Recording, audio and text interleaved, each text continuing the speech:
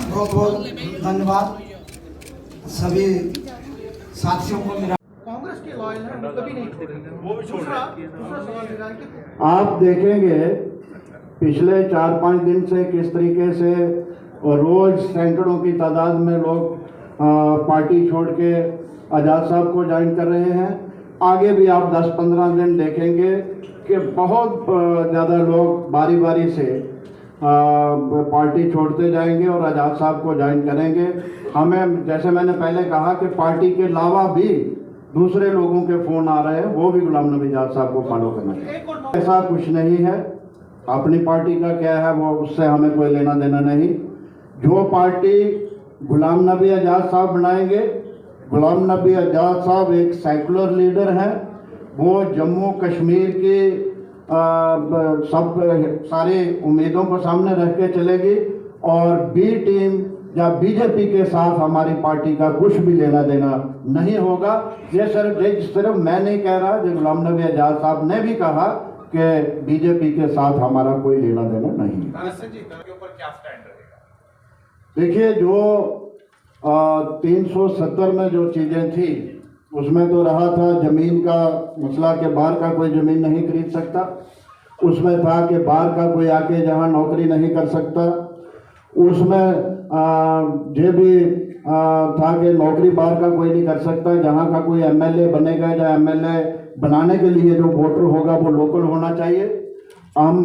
ये हमारे मंशूर में है। हम इसी पे लड़ाई लड़ेंगे, रियासत को बहाल कराएंगे और ये चीजें जो है इसके लिए लड़ाई लड़ेंगे। 370 वापस लाने की भी मैंने कहा कि जो उसमें फैसिलिटीज थी उनको फिर वापस लाने की हम पूरी कोशिश करेंगे। वो जब हमारी सरकार बनेगी, सरकार बनने के बाद हम इसकी जदोजहद करेंगे। और दिल्ली में सरकार बीजेपी की बनी, उन्होंने तोड़ी। कल हमारी पार्टी जहां मजबूत होती है, हम एक जॉइंट फ्रंट पूरे हिंदुस्तान में बना सकते हैं रीजनल पार्टीज के साथ। हमारी सरकार हिंदुस्तान में बनेगी और जब सरकार बनेगी तो हम वो चीजें फिर वापस लाएंगे पार्लियामेंट। 370 की वापसी। एक मिनट मुझे जवाब देना है। मैंने कहा कि 370 में जो था उन सब चीजों को हम वापस लाएंगे। जहां तक 370 का सवाल है, वो मसला सुप्रीम कोर्ट में है। ऑनरेबल सुप्रीम कोर्ट जब उसका फैसला करेगा वो देखेंगे।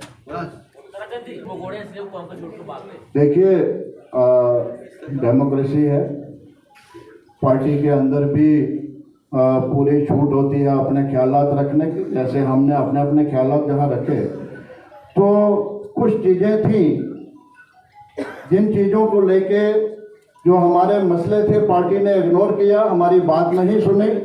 तो हम अंडर प्रोटेस्ट जहाँ सड़कों पे भी लोग प्रोटेस्ट करते हैं, हमने सड़कों पे प्रोटेस्ट नहीं किया। हमने प्रोटेस्ट किया कि हम उनकी मीटिंगों में नहीं गए कि पहले हमारा जो असली मुद्दा है, असली बात है वो सुनी जाए, फिर उसके बाद हम ज्वाइन करेंगे। तो आज वही नौबत आई कि जब हमारी बात नहीं सुनी गई तो हमें पार्टी छोड़ने पर मजबूर होना पड़ा।